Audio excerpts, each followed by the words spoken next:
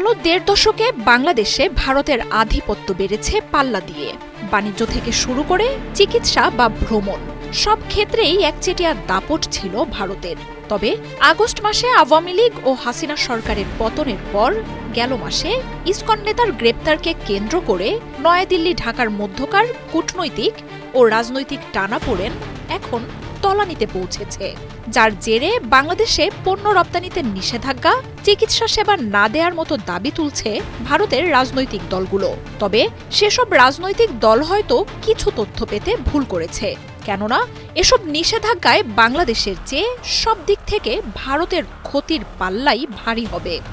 একমাত্র ওয়ালটন এসি দিচ্ছে 1 বছরের রিপ্লেসমেন্ট গ্যারান্টি।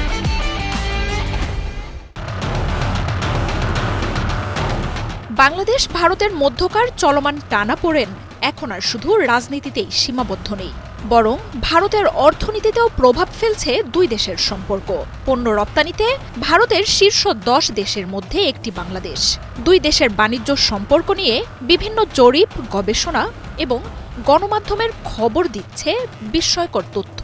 2010 সালের পর থেকে বাংলাদেশের বাজারে একচেটিয়া রাজত্ব করে গেছে ভারত। দক্ষিণ এশিয়ায় ভারত বাংলাদেশের সবচেয়ে বড় বাণিজ্য অংশীদার, তবে তাতে একচেটিয়া লাভ ছিল ভারতের। 1.৫ দশকে ভারত থেকে বাংলাদেশের পণ্য রপ্তানি বাড়লেও কমেছে বাংলাদেশ থেকে রপ্তানি। 2007-08 অর্থ বছর থেকে 2021-22 অর্থ বছরের মধ্যে ভারত থেকে বাংলাদেশে আসা পণ্যের পরিমাণ 5 গুণ বেড়েছে। 2007-08 সালে ভারত বাংলাদেশে $2.5 বিলিয়ন বেশি পণ্য পাঠায়। 2021-22 সালে যা $16 বিলিয়ন ছাড়িয়ে যায়।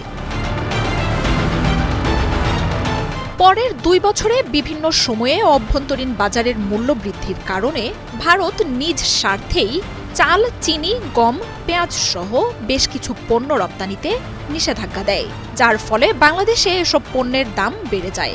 2023-24 অর্থ বছরে বাংলাদেশে ভারতের রপ্তানি বাণিজ্যের সম্প্রসারণ ফ্রান্স, জাপান, জার্মানির মতো বিশ্বের শীর্ষ অর্থনৈতিক দেশগুলোর রপ্তানিকেও পেছনে ফেলেছে। তবে এই সময়ে বাংলাদেশ থেকে ভারতের রপ্তানি $219 মিলিয়ন থেকে বেড়ে মাত্র $2 বিলিয়ন কাছাকাছি পৌঁছায়।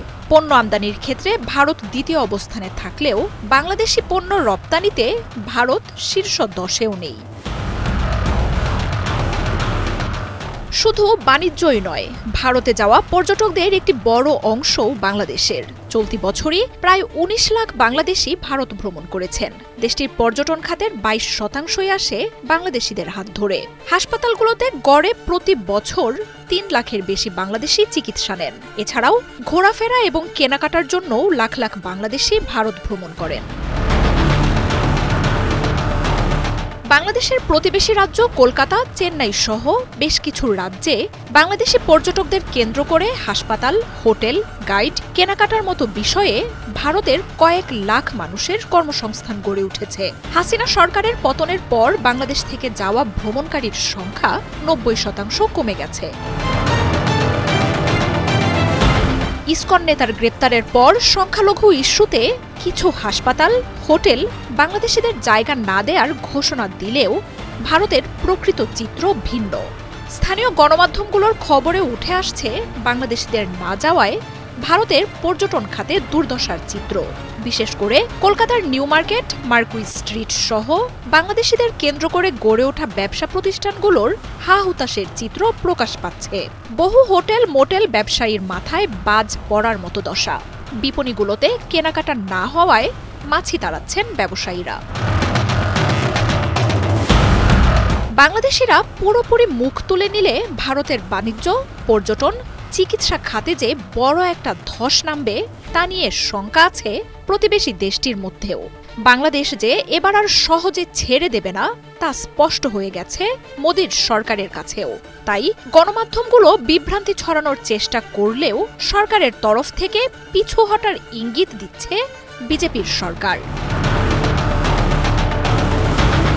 মার্জিয়া উপমা, ৭১।